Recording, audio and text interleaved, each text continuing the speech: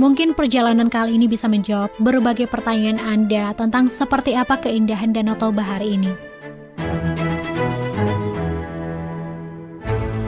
Selama setahun mengelilingi Danau Toba, ada banyak cerita dan kisah-kisah menarik. Lebih dari sekedar destinasi, bagi saya Danau Toba adalah perjalanan pulang. Danau yang membentang hingga ke 7 kabupaten ini dikenal karena keindahan alamnya. Setiap sudutnya menawarkan pengalaman yang tak terlupakan. Wah, akhirnya saya menemukan nih warga saya di area Tarombo ini nih. Si Hombing, Lumban Toruan. Budayanya yang kaya membuat siapa saja terpikat oleh pesonanya. Inilah perjalanan potret mengelilingi Danau Toba dari 7 kabupaten. Ada rasa rindu yang muncul setiap kali menyebut nama Danau Toba. Ya, ini akan menjadi sebuah cerita perjalanan yang sangat spesial ya. Karena di sini saya akan menceritakan kembali ya bagaimana perjalanan saya selama 1 tahun mengelilingi Danau Toba, danau vulkanik terbesar di dunia yang membentang hingga ke 7 kabupaten.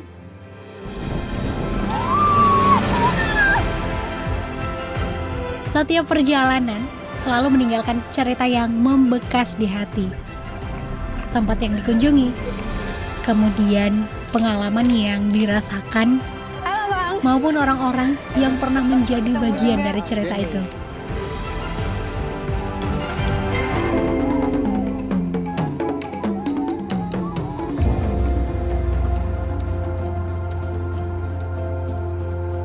Danau Toba dengan luas lebih dari 1.145 km persegi ini terbentuk dari letusan super vulkano sekitar 74.000 tahun yang lalu. Nah, saat ini Danau Toba juga menjadi salah satu destinasi wisata utama ya di Indonesia karena keindahan alamnya yang begitu memukau.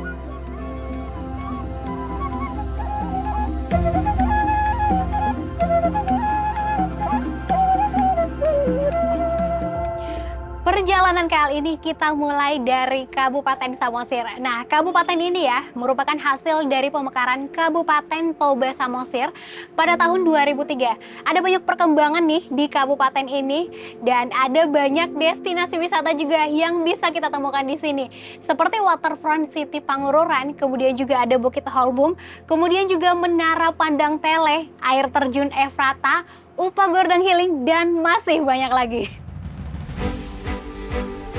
Ya, Waterfront City Pangururan ini berlokasi di jantung kota Samosir, tepatnya di Kecamatan Pangururan. Oke, kalau luar Samosir 20.000. Oke, kalau dalam Samosir, orang Samosir 10.000 per orang. Sebenarnya masih terbilang baru ya, atraksi wisata yang satu ini ada sejak tahun 2023 dan menjadi salah satu destinasi yang wajib nih disaksikan jika berkunjung ke Samosir. Ini kawasannya? Ya, betul sekali, Kak. Wah, pemirsa, ini kita udah sampai di kawasan waterfront-nya. Dan ini berapa menit lagi? 10 menit lagi dan ini sudah ramai sekali. Ini apakah sudah tergolong ramai? Belum terlalu ramai. Ini belum tergolong ramai, pemirsa. Harus ada biasanya, ini. Ya. Biasanya lebih ramai dari sini. Wah.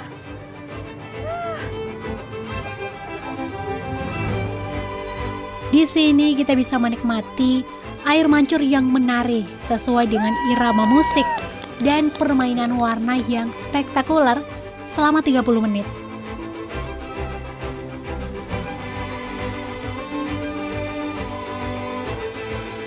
Cantik banget. Harus ke sini.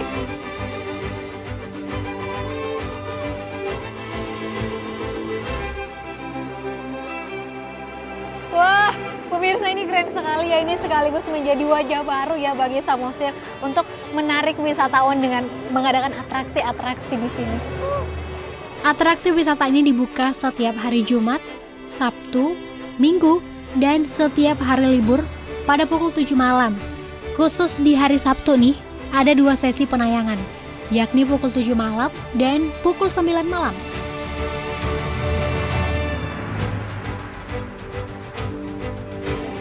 Perjalanan saya di Samosir ini masih belum selesai. saya mengunjungi air terjun Efrata yang terletak di Kecamatan Harian. Air terjun ini memiliki ketinggian sekitar 20 meter dan kerap juga ya dijadikan sebagai salah satu spot foto favorit karena lokasinya yang mudah untuk dijangkau.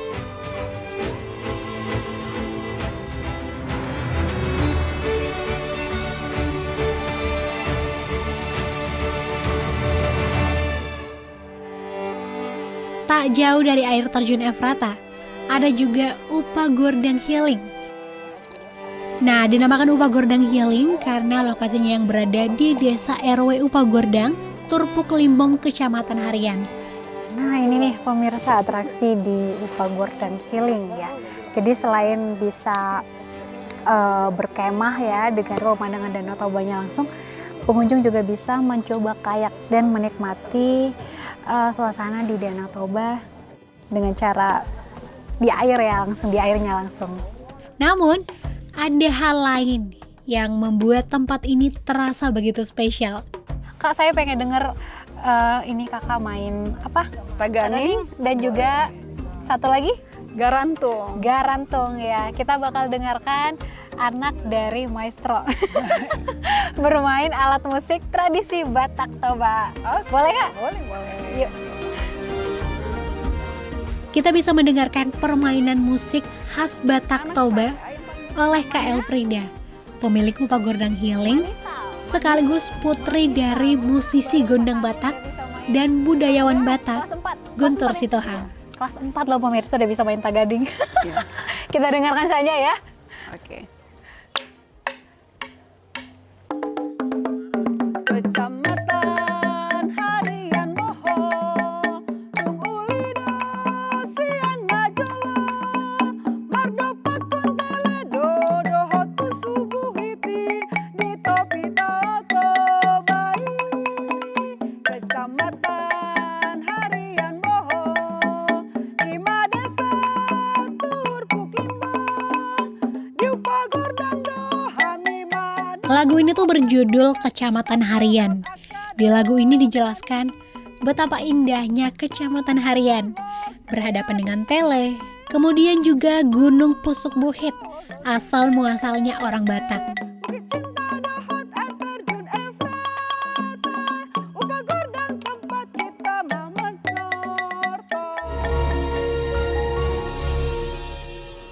Nah, dari Kabupaten Samosir, kita bergeser ke Kabupaten Toba. Nah, kabupaten ini tuh dikenal karena alam serta budaya Bataknya yang masih terjaga.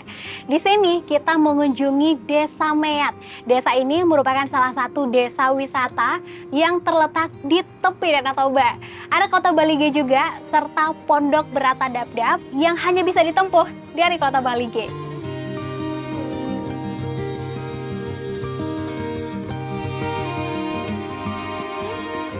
Pada tahun 2019, Desa Meat pernah menjadi lokasi festival 1000 Tenda Kaldera Toba. Di sini saya bertemu dengan Bang Donald Marbun. Ia merupakan seorang pegiat ulos, namun kerap memperkenalkan potensi desanya melalui media sosial. Ketemu juga. Jenny. Iya, Bang Donald. Bang Donald ini gimana awalnya mulai tertarik untuk menggiatkan ulos? Ketertarikan. Jadi awal ketertarikan aku karena cantik. Oke, Ya. cantik. Kalau dulu kita tahu ulos itu untuk ada warna-warna tertentu. Kita bisa tahu warna ini. Paling hanya beberapa warna saja. Tapi belakangan ini karena sudah masuk ke berbagai jenis warna. Dan ketika aku lihat, wow, ini cantik. Dan aku pegang karena benang yang digunakan itu sudah benang katun. Jadi menurut aku, wow, ini kayaknya peluangnya besar. Gitu, peluangnya besar. Kali ini Bang Donald akan mengajak saya berkeliling Desa Meat. Pertama-tama kita mengunjungi Desa Wisata Ragihotang. Ada Jabu Bolon, rumah adat Batak yang telah direvitalisasi pada tahun 2017. Ini kalau bahasa Batak gorga, ini gorga. Ini gorga. Gorga. Oke, kalau dalam bahasa Batak, ini dari kata Bang Donald ini namanya gorga. Bener ya Bang? Ya betul, ini gorga. Ini juga nih. Memang identik dengan warna hitam, putih, dan juga merah. Merah. Kalau ini namanya singa-singa. Ya, ini namanya singa-singa. Ini namanya singa-singa, pemirsa. Wah, saya takjub sekali ya saat melihat ukiran, kemudian juga lukisan di seluruh permukaan rumah ini. Dalam budaya Batak, ukiran-ukiran ini disebut sebagai gorga, yang secara simbolik, gorga ini berfungsi sebagai lambang penolak bala dan juga penyakit.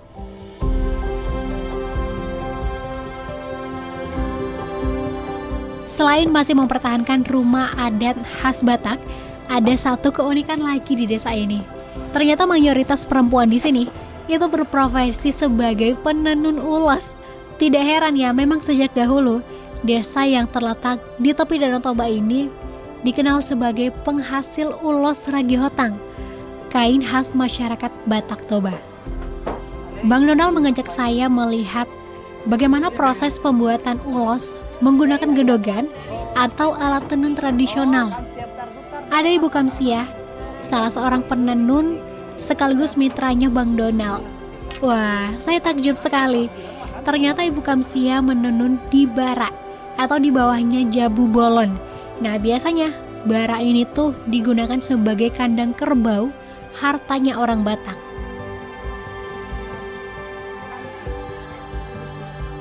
Ini kan proses menenun susah ya nanti. Ya, susah kali kalau baru-baru. Jadi gimana lah Nantulang awal-awal belajar? Apalagi Nantulang kan pendatang, berarti Iya. sebelumnya belum tahu cara menenun sama Belum. sekali. Nengok benang pun aku di sini, nengok orang Martono aku di Miat ini. Di situ aku coba-coba. Memang aku tuh terus merasa tertarik karena agak suka juga masalah-masalah kayak yang keterampilan ini gitu kan. Udahlah pelan-pelan lah pikirku. Itulah aku usahakan. Berapa Gitu. lama lah Nantulang akhirnya mahir martonun?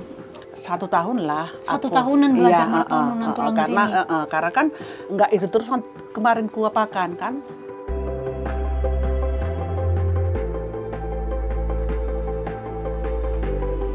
Selain jabu bolan dan ulos, desa ini juga jadi spot terbaik untuk menikmati keindahan Danau Toba menggunakan kayak. Harganya sendiri cukup terjangkau, hanya Rp40.000 saja per satu kayak. Gimana? Murah sekali bukan?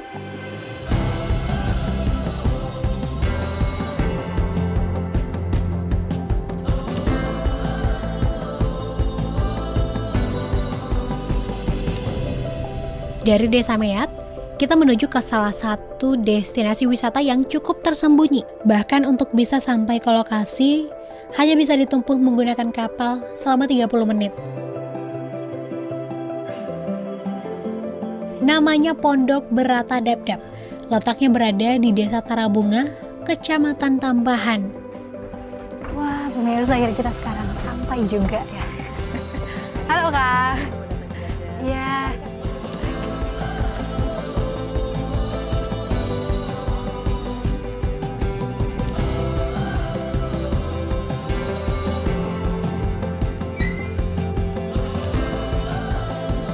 Lokasinya memang jauh dari hiruk-pikuk perkotaan.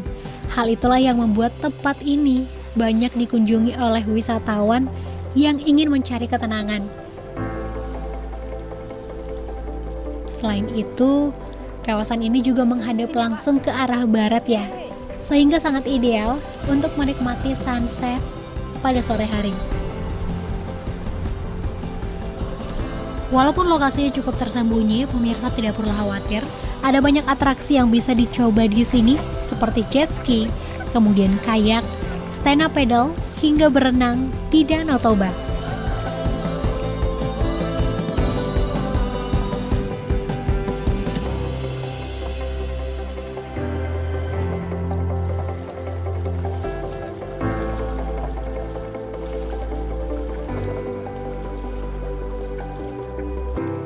Siapa sangka ya, ternyata Danau Toba dengan pemandangannya yang begitu memukau juga pernah menjadi bagian dalam sejarah dalam mempertahankan kemerdekaan Indonesia. Ada rumah pasanggrahan Bung Karno di Parapat Kabupaten Simalungun. Selain itu, kita juga mencoba wisata air ya, dengan cara bermain kayak di Batu Gantung. Nah, destinasi wisata yang satu ini itu cukup populer ya, karena legenda yang melekat di dalamnya. Ya, disinilah Bung Karno bersama Sultan Syahrir dan Kiai Haji Agus Salim diasingkan pada masa agresi militer Belanda kedua, tahun 1949 di Parapat.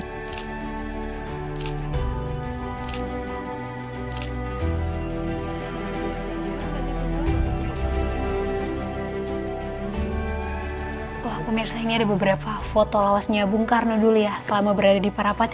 Ini ada foto Bung Karno bersama Pak Haji Agus Salim ya, yang sedang berjalan-jalan di tempat pengasingannya dulu pada saat di Parapat.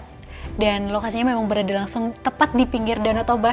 Dan ini kalau kita lihat ke sini, sini ada Pak Bung Karno tentu bersama dengan para pemimpin pemimpin dari Belanda dan juga Pak Agus Salim juga ya Pak ya. Saya takjub sekali ya, bisa melihat salah satu bukti peninggalan sejarah yang masih terjaga hingga kini.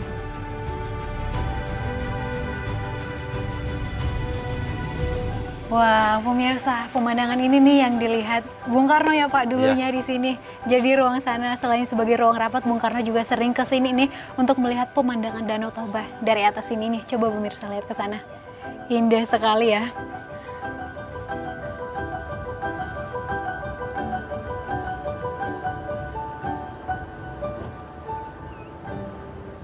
Selain rumah pasanggerahan Bung Karno, ada juga spot wisata Batu Gantung, destinasi wisata yang cukup populer berkat keindahannya. Wah pemirsa, ini sekarang kita sampai juga nih di spot Batu Gantung. Dan ini saya mau tunjukin ke pemirsa dari dekat. Yuk ikuti saya. Wah, ini nyampe ya Bang ya? Sudah sampai Kak? Wah itu dia pemirsa, kalau kelihatan ya dari sini mungkin tidak terlalu kelihatan tuh. Di bagian tengah situ ada sebuah batu yang menggantung ya. Di bawahnya warna hitam dan di atasnya putih. Jadi kalau filosofinya bagian warna hitamnya adalah rambut. Adalah kepala, rambut, terus yang kerucut di atasnya Kak, itu adalah bagian kakinya. Wah.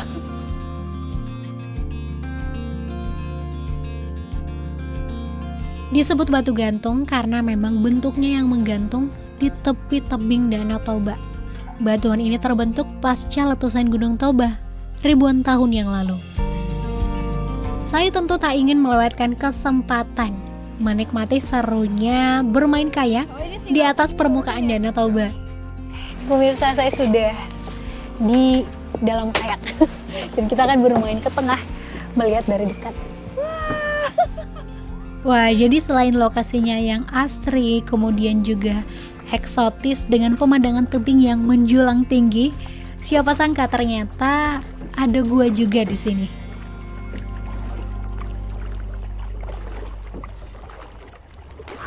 Keren sekali ya, bisa melihat gua di sekitar Batu Gantung dari dekat seperti ini. Luar biasa.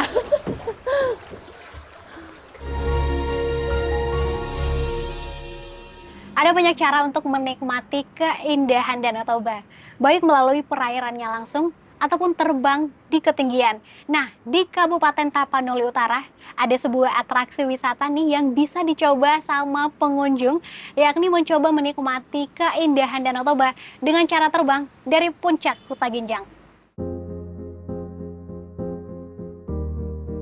Puncak Huta Ginjang ini berada di ketinggian sekitar 1.550 meter di atas permukaan laut dan menjadi salah satu spot terbaik juga ya untuk menikmati panorama Danau Toba dari ketinggian. Kondisi angin di sini juga cukup stabil sehingga sangat ideal untuk melakukan olahraga udara. Wah pemirsa, ini detik-detik kita akan mulai terbang ya bareng Bang Onris tentunya, dan ini kita lagi persiapan untuk keamanan. Tentunya ini udah pakai apa namanya, harness pemirsa, dan juga helmnya tentunya. Harus sesuai SOP. Oke, itu dia pemirsa, karena keamanan tetap yang nomor satu. Safety first paling utama. Oke, aman. Ada 3 olahraga udara yang bisa dicoba di sini, seperti paramotor, paralayang, dan gantole dengan total 10 atlet yang sudah bersertifikat. Namun, paralayang menjadi salah satu olahraga udara yang mampu membawa pengunjung terbang di ketinggian.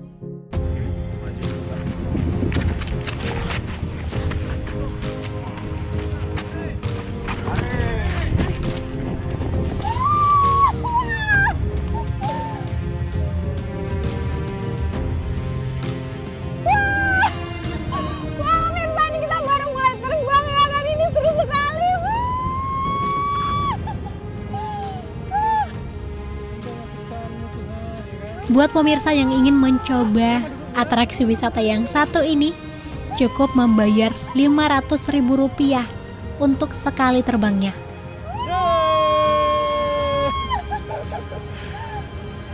Wow, sekarang kita akan terbang tepat di atas Danau Toba nih pemirsa. Oh ya, saat cuaca cerah, jumlah pengunjung yang mencoba atraksi ini bisa mencapai 40 orang per bulannya. Peminatnya pun tidak hanya berasal dari Indonesia, melainkan juga luar negeri seperti Malaysia, Italia, dan lainnya. Wah, gimana? Indah sekali bukan? Tak lama, saya dan Bang Andres juga mencoba melakukan manuver atau gerakan akrobatik. Cukup seru, tetapi jantung saya rasanya hampir copot pemirsa. Oh, boleh bang. Pemirsa, ini kita lagi manuver. Lama waktu terbang biasanya dipengaruhi oleh kondisi angin. Jika cuaca bagus, kita bisa menikmati penerbangan hingga 30 menit, bahkan lebih. Nah, sebelumnya tim potret juga pernah mengunjungi air terjun Sipiso-Piso. Air terjun dengan tinggi 120 meter ini ya berada dekat dengan kawasan Danau Toba. Dinamakan air terjun Sipiso-Piso karena memang lokasinya yang dekat sekali dengan Bukit Sipiso-Piso.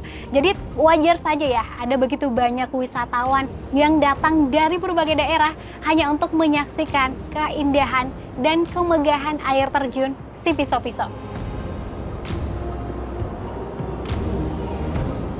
Selain air terjun Sipiso-Piso di Kabupaten Karo, kita juga bisa mengunjungi Desa Wisata Silalahi di Kabupaten Dairi. Nah, di sini kita bisa menemukan Tugu Makam Raja Silai Sabungan yang diresmikan pada tahun 1981. Bahkan ya, ini Silalahi juga dikenal karena perbukitannya yang sangat indah, bahkan menjadi lokasi yang cukup ideal ya untuk berburu matahari pagi dengan background Danau Toba. Pemandangan Danau Toba dari sudut Silalahi juga tak kalah indah ya. Deretan pegunungan yang memagari Danau Toba begitu memanjakan mata siapa saja yang berkunjung ke sini. Nah itu dia ya perjalanan saya selama 1 tahun menjelajahi Danau Toba. Tentunya saya juga merasa sangat bangga terlahir sebagai suku Batak dengan budayanya yang begitu unik. Untuk itu, mari kita sama-sama saling menjaga keindahan alam dan juga warisan budaya agar terus lestari. Dari beberapa destinasi yang sudah saya sebutkan sebelumnya, nah teman-teman udah pernah berkunjung kemana nih? Sampai jumpa!